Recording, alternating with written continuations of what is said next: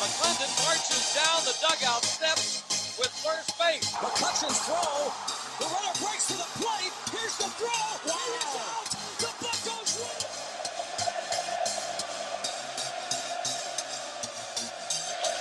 That ball's hit well to left center field. Back toward the track. And that ball is gone. You are listening to the North Shore 9 podcast. Follow them on Twitter, Instagram, and Facebook. Also, make sure to watch NS9 Live every Thursday on Twitch and help support by becoming a patron. Let's go Bucks! Good morning, everybody. Welcome to Starbucks with Jim and DiNardo. I am your host, Anthony DiNardo. Along with me, of course, is my co-host, Jim Rosati. Jim, it's a wonderful Wednesday morning. The World Series is complete.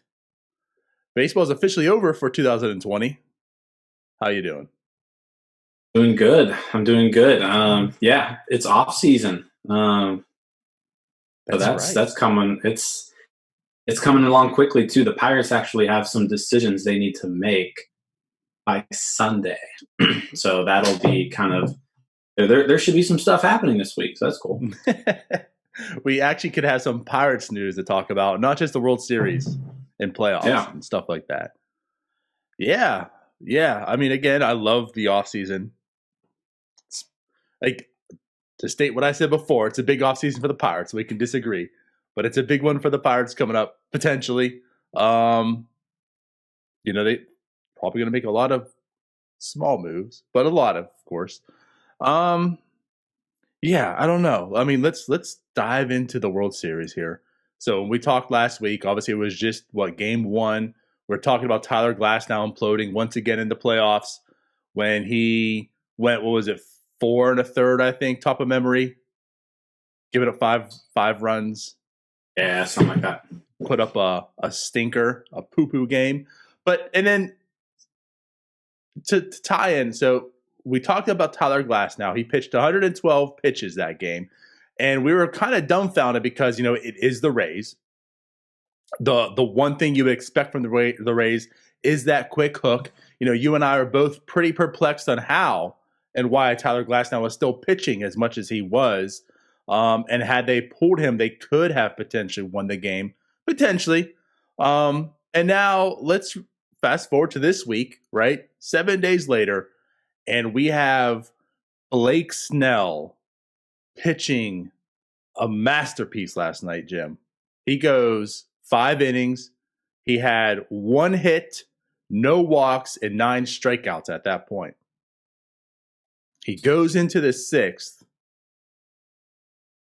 and essentially he gave up 1 hit, and they took him out in 73 pitches.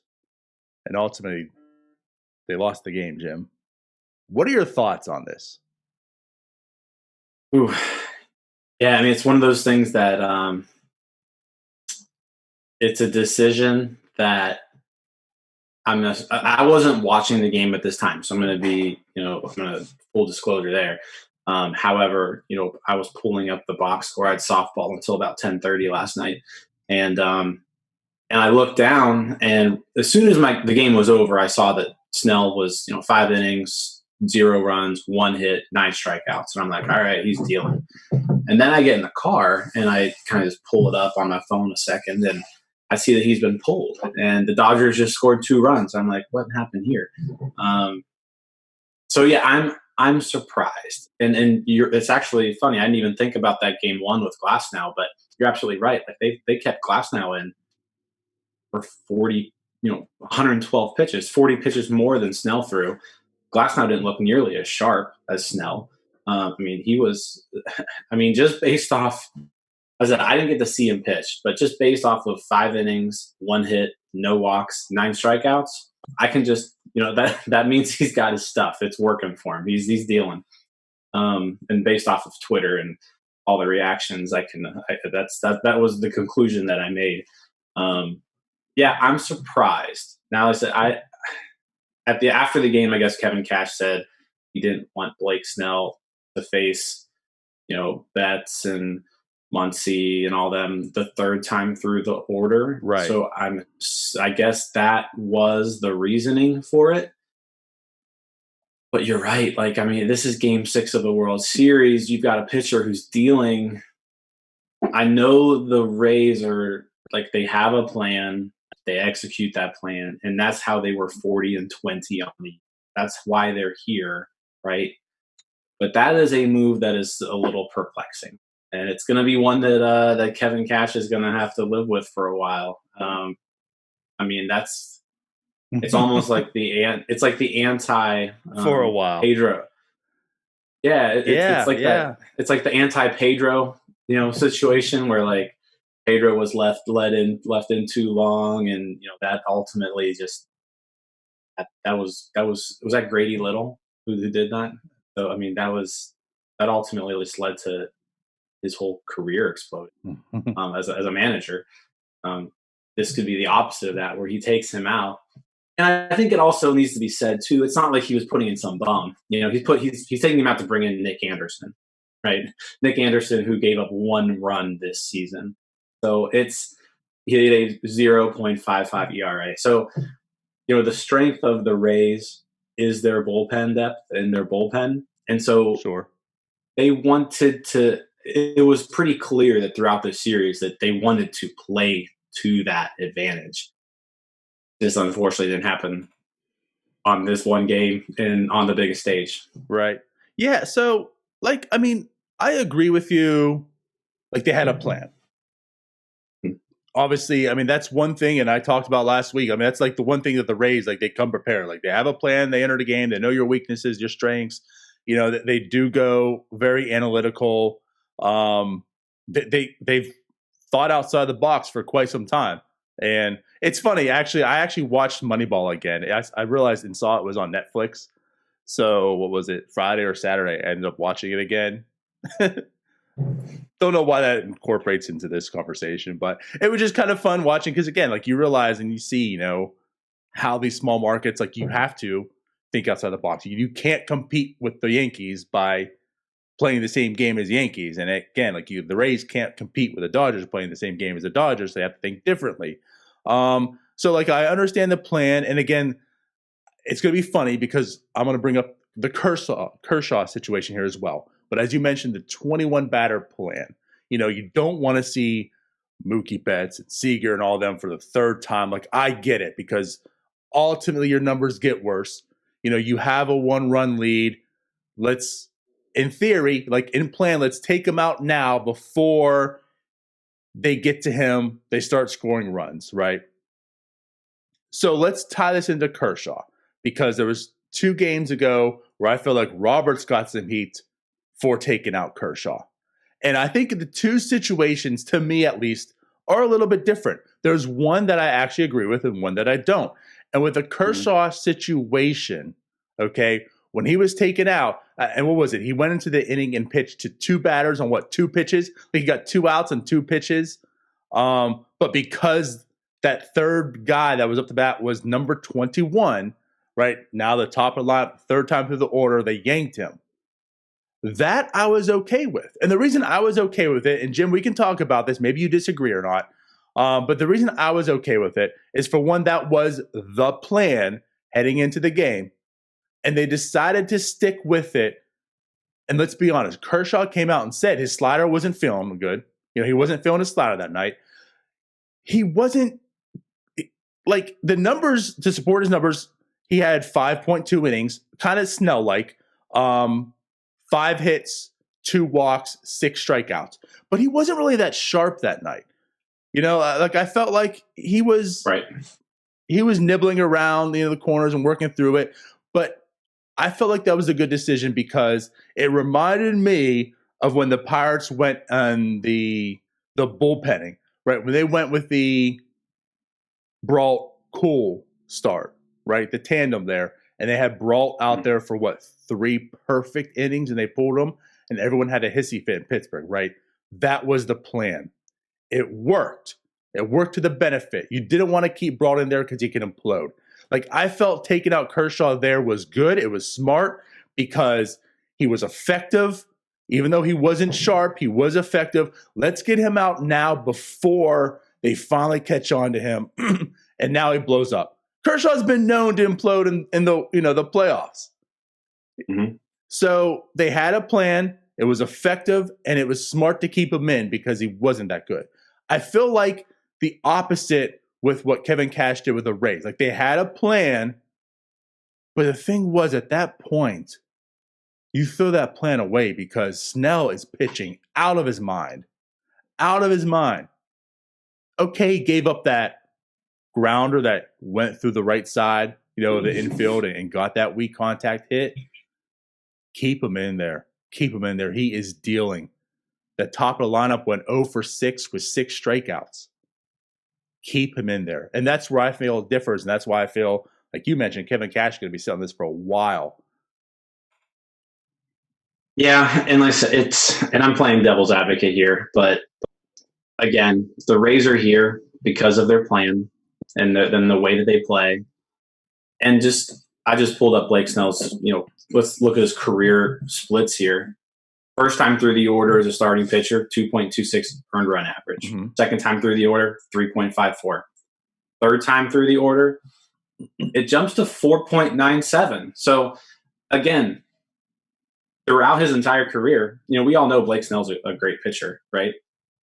That third time through the order, though, has been a problem for him throughout his career. So who's to even say that had they left him in, he would have kept being the same pitcher that he looked like those first 5 in the third innings?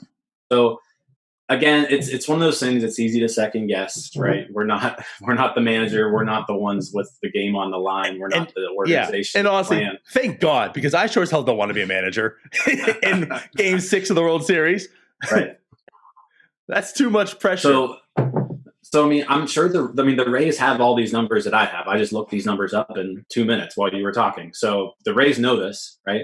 And if their plan is, hey, let's get shut down, lights out, Blake Snell 2 times through the order, and then hand the ball over to our just bullpen of absolute studs, it's hard for me to second guess the plan. So it's just, I said, I get it. It doesn't work out. What's kind of funny and what's weird is, and it's a little frustrating at times too, because you get all these, I'm all over Twitter last night, A-Rod was bashing analytics. You had, you've got all these like ex-players and stuff who are in roles and they're all bashing analytics. Well, guys, first off, analytics got the Rays to this point, right? It's not like anything. I mean, it's not necessarily, it's not their talent. This team wasn't the most talented team in the American League, but they were the best team in the American League because they were the smartest team in the American League. And I think that's another thing you got to kind of look at and take a step back when it comes to these analytic type things. It's not necessarily going to work every time, right? And that's why I feel like baseball, and that's why I feel like baseball, as opposed to really any other sport, that's why this stuff has become such a big part of the baseball culture now, is because we're talking about 162 baseball games, right? Mm-hmm. Talking about 162 baseball games. And what basically the Rays show and the A's show and teams like that is, if you just do the smart thing and the right thing over 162 games, that's when you see the fruits of all of this, right? Right.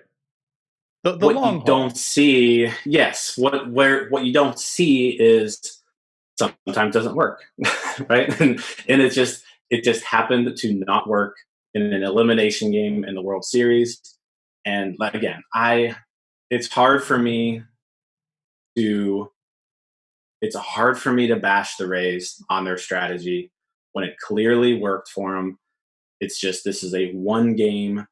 They did what they do. They did what they were planning to do. They stuck to what got them there. Mm-hmm. I can't have a problem with it. Okay. So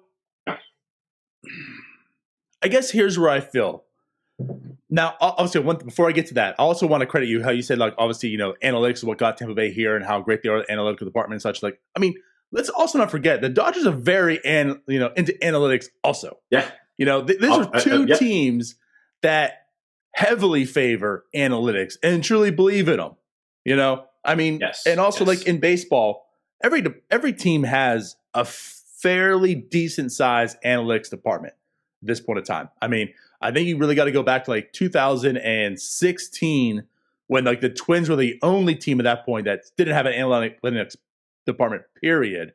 And now they did. And of course, let's also look at the jump the Twins had when that happened. If you want to take a look back and see when the correlation of when they got an analytics department and when they started becoming good again. But with that said, yes, two very analytical teams. But so you're right. Obviously, it's not perfect. No one's going to be perfect. Analytics don't say this will happen 100% of the time. But what we're doing is we're analyzing things. We're taking a deeper look at things. We're seeing tendencies. We're seeing that, you know what? If you do this, 6 out of 10 times it will work. Right? As you like what you're pretty much mentioning, Jim. 6 out of 10 times it'll work. Meanwhile, what we have been doing is this, and it's working 5 out of 10 times. Well, guess what? You're still failing 4 out of the 10 times. You know, so right, you're going to have 4 opportunities every 10 times you go out there for people like A-Rod, whomever, to bash analytics, say, see, it didn't work. It didn't work. 40% of the time, this is BS, you know. Meanwhile, we were questioning managers and stuff 5 out of 10 times before, but, well, that's just baseball. You know, I love the correlation how, well, that's baseball. That's the beauty of baseball. But now we're in 2020, and when the same stuff happens, albeit less, now it's, oh, this is why analytics don't work, and this is why it stinks. So, like, I'm totally with you. And trust me, like, I'm fully on board with analytics. They do help. I mean, just take the context out. I mean, analytics, you're analyzing the game. You're seeing this works 60% of the times. Meanwhile, what we were doing worked 50% of the times. So why would you not do it this way?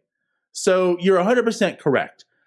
However, this is where I think it does hurt because maybe we're just not that far into it yet. Maybe we will one day.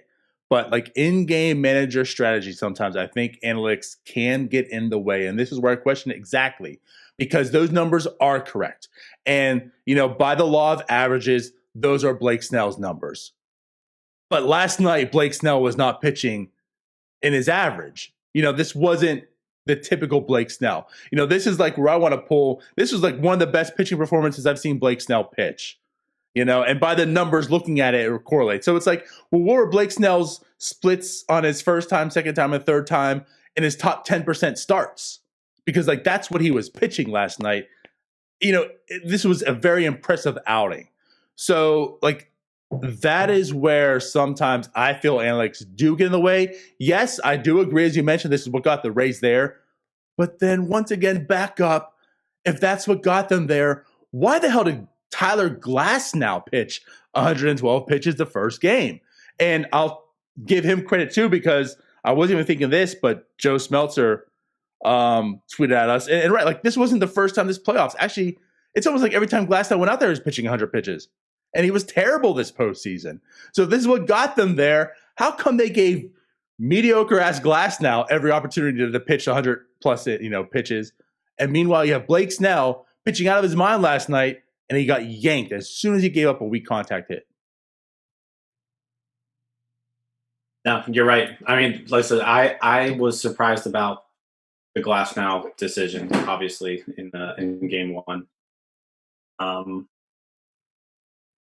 I'm with you there. Like I said, it's one of those things where you walk the line, right? And that's kind of the manager's role there is, hey, when do we go to the analytics? When do we go to what I'm seeing on this field right now? Sure. And that's where the tough decision comes into play. But again, they had a plan. They stuck to it. I can't really fault them. I can't really fault them for it. I mean, I don't know what the plan was when Glasnow was out there. I don't know. I didn't see a quote on that. But I saw the quote from last night on their plan with Snell, and they stuck to it. And they handed the ball to a guy who at a .55 earned run average this year. That has been completely dominant. So I'm not. It's just hard. It's hard for me to really bash them. Now, like I said, I'm fine with second guessing it. Like I'm fine with of course. criticism. That's why this side's perfect. Don't let me be the manager Right. game 6. Let me just talk about it the day after, in the perfect mindset, because here's what I would have done. Yeah. So I can completely understand like the outrage about the decision. Like I completely get it. It's hard for me to fault an organization and a team for kind of just sticking to their plan, which is the same plan that got them into that situation in the first place. So had Anderson come in and gone strikeout, we wouldn't be talking about this. That's right. Yeah, and that's saying it's what we talk about, the beauty of baseball. You make the move, you bring in the guy who's been dominating, and he gives up, 2 runs. So it just happens sometimes. Like that's just baseball. Yeah, and so you're right. Yeah, and Blake we talk Snell about could have stayed in there, and he could have stuff. gave up 3 runs himself. Like that still is possible. Yeah. We'll never know because we'll never see it. Right. It's not like Snell it's not like they pulled him against like some bum either. Like they pulled him, to Mookie Betts. Mookie Betts could have taken the lead with 1 swing of the bat off of Blake Snell. That's entirely a possible thing that could have happened. Right.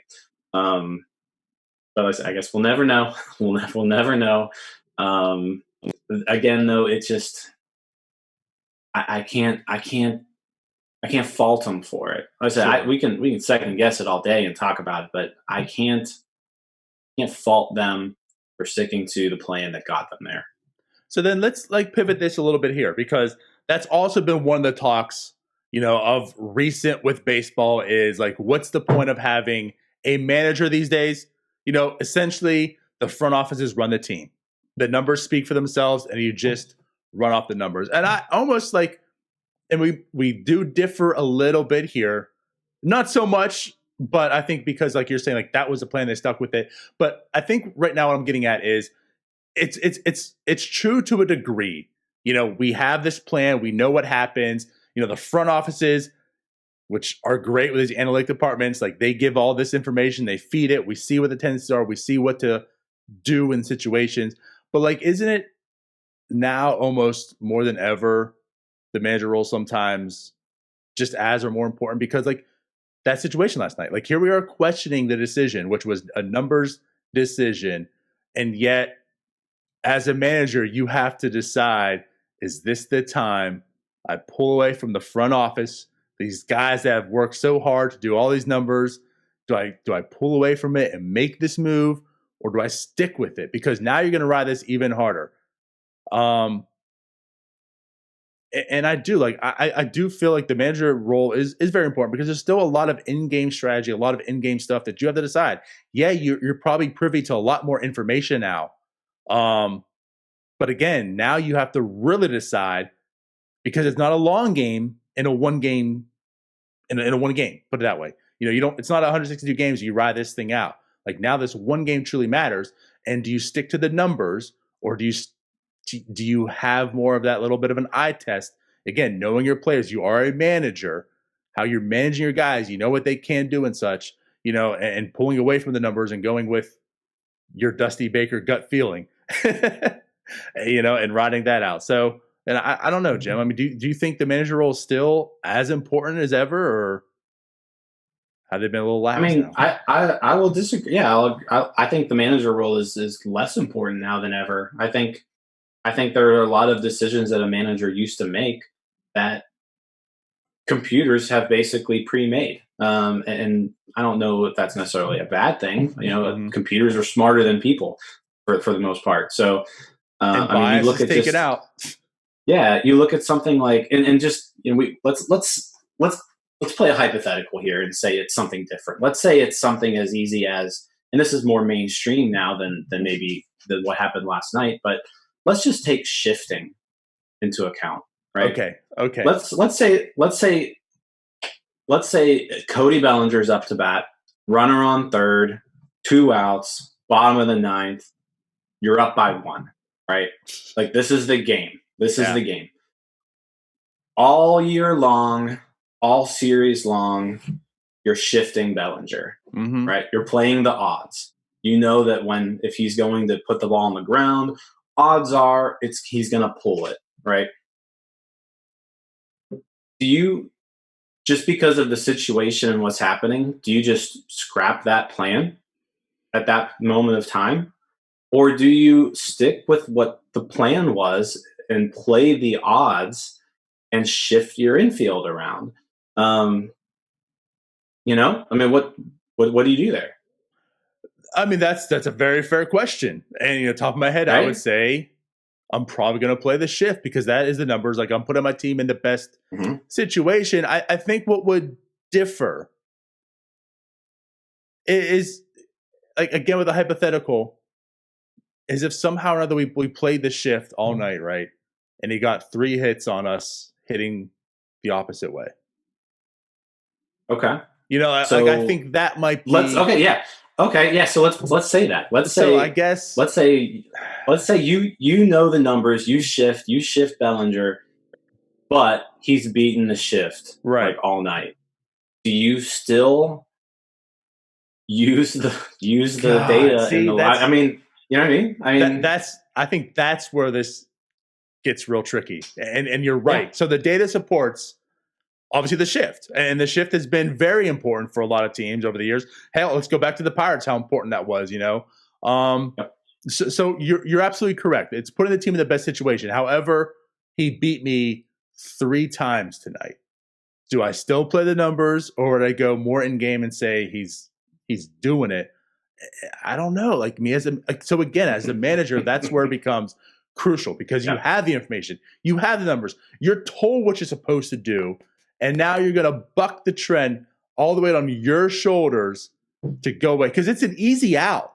You know what I mean? If you play the shift and you lose, it's an easy excuse. That's the numbers. It's board. I did the shift. What did you expect from me? But you're that manager, and maybe you're like me and saying, you know what? 3 times they beat us. I'm not going to let them do it again. To quote George Bush. Right? Fool me once. Yeah. And I don't know what I'm talking about. So, I might at that point in time say, screw the trend. Here's what's happening this game, this situation, and play it more safe in that sense. I might go ahead and do that. So I guess that's a tough pill to swallow, because when he hits it between second and first and you lose that game, now everyone get on to you, and well, that's baseball. Right. Yeah. So I think, and that's kind of my point on this is, it's so easy to just kind of second guess this from kind of where we're sitting and watching the game. Right. But at the end of the day, they had a plan, they stuck to it, and it just didn't work this time. Right. And we can't forget that the Rays only scored 1 run yesterday. So you're not going to beat the Dodgers scoring 1 run. And that's a very good point. Most times. And actually, I don't know who to quote this, but I saw this last night. The Rays haven't been shut out since September. I want to say it was like September 15th of last year, albeit a shortened season. But still, that's a large enough sample size. Like, you're right. The Rays probably weren't going to win 1-0 that night. Right. So that's another thing to keep in mind. 1-0 probably wouldn't have held even if they had kept Snell in another inning or 2. The Dodgers lineup is it's very good. It can beat very good pitchers, and it did that last night. So I don't know. It's again, we can talk about this forever, and we could, but I can't really knock them for having the plan and sticking to it. It just didn't work. It didn't work this time. Understand. All right. Well, fine. Whatever. Be that way. I thought I was going to get you over to the dark side, Jim, but apparently not. But albeit, so yes, the Rays do lose. Dodgers do win. Excited for them? Happy for them? Yeah. So I am happy for the Dodgers. They deserve this win. They deserve to win the World Series. I sent out last night that that this is a team we talk about all the time. Teams not really trying to win, like teams not signing the best players or teams not paying the best players. And guess what? The Dodgers did that. The Dodgers went out and got the best available player. They went out and they have an amazing, drafting and player development, team, and how forever. I mean, you look back at the Dodgers just throughout their history. Probably like half the NL Rookie of the Years have been Dodgers, and so it's they deserved it. I mean, they went out there, they spent their money, they got the best players, they tried to win, and you can't say that about every team. Like, I mean, it would have been easy for the Dodgers to just say, you know what, we're really good. We don't need to go out and get Mookie Betts and give him this huge $300-400 million contract, whatever it is. A lot of money. They didn't have to do that. I mean, no one would have faulted them if they had not gotten Mookie Betts. I mean, their lineup's deep enough that they didn't necessarily need him to really even win a World Series. They've been in the World Series, a lot of times without him. But they went out, they got him, they made their team even better to try to win. They spent their money. So I'm completely fine with them winning, and they deserve it. They put together a really, really good baseball team, and they did it in a lot of different ways. It's not like they just went out there and bought everybody. Like, most of these guys are homegrown talent, and then they just complemented them with some other guys sprinkled in, like Mookie Betts. just sprinkle a little bit of Mookie Betts. That's all. Just sprinkling a little Mookie Betts there. MVP was just the missing link. And here's what you got. You got a World Series champion. So I'm completely okay with it, and I think that's good. The team that tried to win won, and I wish more teams did that. Yeah, so I'm not mad or disappointed the Dodgers won or anything. I think you're 100% correct. Like, the one thing I've really appreciated with the Dodgers is the way they've ran this organization. Again, we talked about the analytics department. They're very analytical. They think like a small market team in a sense, but have cash. And how they use that cash? Well, to bail out the Red Sox every 6 years, it seems like. They did it with the Reds. It's funny because again, like they help teams that are in financial situations take on these bad contracts for them, it seems like. And that way they can reap the benefits of, I guess, gaining more prospects in their very, very deep farm system with a very, very great and deep major league roster too. And yes, money helps. We know money helps, but I guess, as you mentioned too, like when you have it, they do use it. I mean, they've been number one in payroll, it seems, like every year for like the last decade. About they've been very good. I mean, you have a guy like Clayton Kershaw, one of the best pitchers we'll probably see in our lifetimes. You're 100% correct. They tried. Like, think about this too. They've had Jock Peterson, who's essentially been like a 3-war player every single season. Like you mentioned, like if the Pirates had Jock Peterson, he'd be like one of our best players. We're looking at Jock Peterson. Well, we got Jock Peterson. We have a chance this year. And meanwhile, the Dodgers are like, well, we have Jock Peterson. Let's get Mookie Betts. Jock Peterson basically is just like a platoon player for them. Mm-hmm. And now, albeit he had like I'm not going to say very, very bad year, because some people had very bad years this year. But he had a down year this year. But, just again, like thinking about that, like you could have went into this season saying, we have a very good lineup. Yeah, Jock Peterson's good. He's not great, but they could have kept him and still had a very scary lineup. Mookie Betts probably still coming out. I'm sorry, Mookie Betts. Blake Snell is probably still coming out of the World Series last night, had Jock Peterson been up. But it was Mookie Betts, and they did it, and they finally won. They got over the hump. I've always felt like, I've liked the Dodgers from afar. I like to see what they're doing and stuff. I respect them. But it's always been nice to not have them win because you know, a little bit of the troll inside you. It's like, the Dodgers lost again. You know, those darn Dodger fans, you know, have to go through so much and not win a World Series. Now they got it, so we can't really troll them anymore. Can't do, you know, it's like the Cubs situation. You know, you can always make fun of the Cubs even though you're the Pirates because they hadn't won for how many years. Now it's kind of like the same thing with the Dodgers in the sense. Now they won it, so it's like, well, that's done with. Yeah. Well, the Cubs are broke too. So they are broke. Yes. Well, that's another conversation for another day here coming up about all of Major League being broke. Right. But I mean, like I said, that's just another example of what, I mean, the Dodgers could have easily said, we don't have the money to spend bets. Mm-hmm. And people would have criticized them, right? Like they criticized the Cubs, but nothing would have happened. They still would have probably won 38 games this year, finished in first place and gone to the World Series, you know? But they did the thing. You know, they went out there and they got Mookie Betts, and I mean, who knows if that is what ultimately pushed them over the edge there, but right. He definitely helped.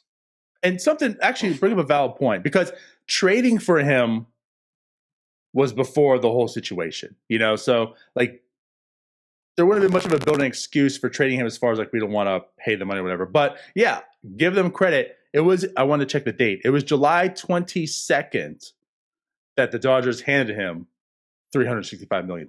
Sorry, you're right in the midst of the pandemic. Everything going on, you know, the future uncertainty. The Dodgers were like, here's $365 million, Mookie Betts. So you're correct there. Yeah. This is during everyone saying they're broke, where the Dodgers said, what's $400 million? Here you go, Mookie. So yeah, I mean, again, you know, they have the money to do it, but they're showing it, right? Yeah, that's that. So I mean, and when you put a team together like that, I mean, I'm not gonna lie, they're a fun team to watch. Like, I love watching Mookie Betts, Corey Seager. It was good to see him because, like, it's funny. Like Corey Seager, and I don't know if I probably mentioned this on a previous podcast, but like I feel like we kind of sometimes forgot about Corey Seager for sure because he came out, he like burst onto the scene. He was just awesome right off the bat. And then he got hurt, and he just, you know, had like a couple seasons where he just wasn't healthy, right? I mean, like 2018, he only played 26 games. 2019, he missed about 30 games. He was still really good, but he missed some time. And then, you know, this year he was finally back healthy, shortened season, but he had a great regular season and then really shined in the postseason. So it was cool to see him, you know, kind of, you know, get the recognition that he deserves. I think he's one of the game's best shortstops. And it's nice to kind of see him back to where he was, because look, he's a great player. But like just looking at this lineup, like I mean, they're fun. Like Justin Turner's fun to watch. He's got that big red beard. He just mashes baseballs after being DFA'd by the Mets. Like it's just a fun story. Like I'm not the biggest Max Muncy fan, but like Will Smith, obviously I love Will Smith. Oh, here we go, guy. Here we go. Then like and then Bellinger. So it's like I just like watching these guys. They're good at what they do, and then like Kershaw, like you can't not like Clayton Kershaw. Like you mentioned before, he's probably if not the best, he's a top 2 pitcher, you know, of our generation. Easily going to be a Hall of Famer, first ballot Hall of Famer, probably the best left-handed pitcher we've seen since, you know, like Randy Johnson. He's awesome. So, and actually, funny thing about Kershaw too, to a degree. I mean, you know, like you talk about Seager, he came out on the scene and just like you felt like this guy's gonna be MVP, you know, year in year out, and he had some injuries and got derailed. Like think about Kershaw. Like we've been kind of writing off Kershaw, it feels like, for some years now. Like this is going to be the year he really regresses, and he's just still found a way to be very, very productive and still doing it. Like I know he's not maybe 2010 Clayton Kershaw, but man, like he's still so good. Yeah, no, he's really good. He hasn't won a Cy Young since 2014, but I mean, so that is, I guess, 6 years with no Cy Young. But I mean, it's not like he's been bad. I mean, his earned run average those 6 years: 213, 169, 231, 273, 303, 216. Right. Well, I'm looking at his numbers now too. Like his worst ERA was last year at a 303. Like, and that's the thing. Like we've been, it's almost seemed like, Clayton Kershaw's losing the velocity. The health isn't there. Like he's going to really start going downhill. And like his worst season is a 3 ERA. Yeah. Like that's how good this guy is. I think, you just get like, so it's like the Mike Trout. Like if Mike Trout had, only batted 270, like only had a 5 WAR season, you'd be like, oh man, what's wrong with Mike Trout? So it's like, man, like I do kind of feel like I hope you're appreciating Clayton Kershaw. I'm happy for him too. Like he finally won this because, man, what a career he's had. Yeah, I mean that's another guy where you have that whole. It's the whole small sample size of postseason baseball. It's just he's the most dominant reliever of the generation, and somehow he isn't dominant in the postseason. Because let's not like over exaggerate this. It's not like he's been terrible in the postseason. Like you look at his postseason numbers heading into this year, it's not like they're awful. They're just not Clayton Kershaw. Like that, they're not what you would expect from Clayton Kershaw. I mean, to put it out there, 189 innings, 4.19 ERA. Yeah, so I mean, that's fine. You're playing the top of the top. Like he doesn't get the opportunity to play let's put out the Pittsburgh Pirates of 2020. In the playoffs. Right. He's playing the cream of the crop right now. So yeah, so it's not like he's been terrible in the playoffs. He just hasn't been what you would expect him to be. Right. And in this postseason, was nice to see him hit 2 wins in the World Series, which I know we're using wins as a statistic now.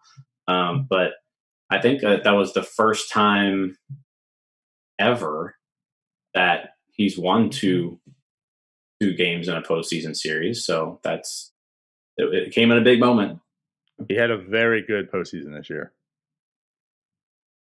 Yeah, he was good. And even when he wasn't on, like Game 5, he clearly didn't have his best stuff, but he was still able to get the results done. Yep. No, they're a fun team. They're good, and they're still going to be around for a while.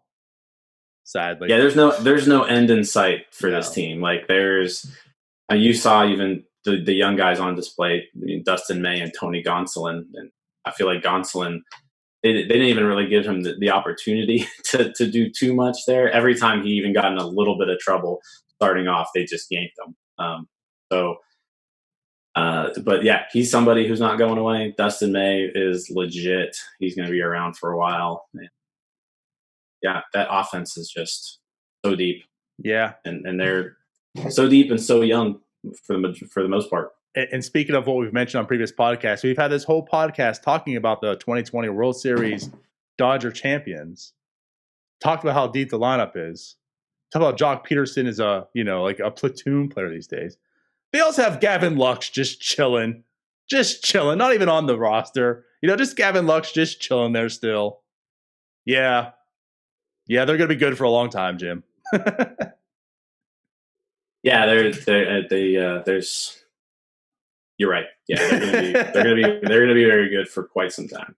So now they won the chip. Now we can officially hate them, if you haven't already. Sounds good. Now they're gonna become the Yankees. They're gonna become like those '90s Yankees teams that they're gonna reel off like 4 wins in 6 years. They're gonna get annoying. God, don't say that. All right. Well, I guess as Pirate fans, we can look forward to 2026. Yep. Yeah, that's what we got to do. All right. Sounds good. Cool. So yeah, not too much else on my plate. I think I want to get off my chest. I don't know about you. Is there anything else you want to talk about? I'll just say, quick touch on, like I said, we mentioned it before, off season starts on Sunday, really. So I think it was, Ethan sent out a tweet last night that, Ethan Houlihan, follow him for all of your roster news. Pirates have to remove 11 players from the IL by Sunday. So they've got some moves to make, and also that's going to be the deadline for the Archer option. So those 11 players on the IL need to be moved to the 40-man roster. So there's going to be some shaking up this week because they need to basically make room for 11 people on their roster before Sunday. Yeah, and kind of like to what Tyler said, in a sense, like there's going to be a lot of happenings, like you mentioned, up to Sunday. Mm-hmm. But looking at this roster, I don't think there's going to be too much too impactful. I don't think we're going to be in the sense of losing too many players. They'll be able to find 11 guys probably. Yeah. Right. Yeah. So we'll definitely be discussing that up here coming. But again, we're probably safe on having a very bad roster still, and having more people that we probably could essentially cut. But all right. The offseason coming up. Obviously, once again, a week from tomorrow, we'll be doing NS9 Jeopardy again. So let me know if you want to be on. I'll put out a tweet finally since we're a week away.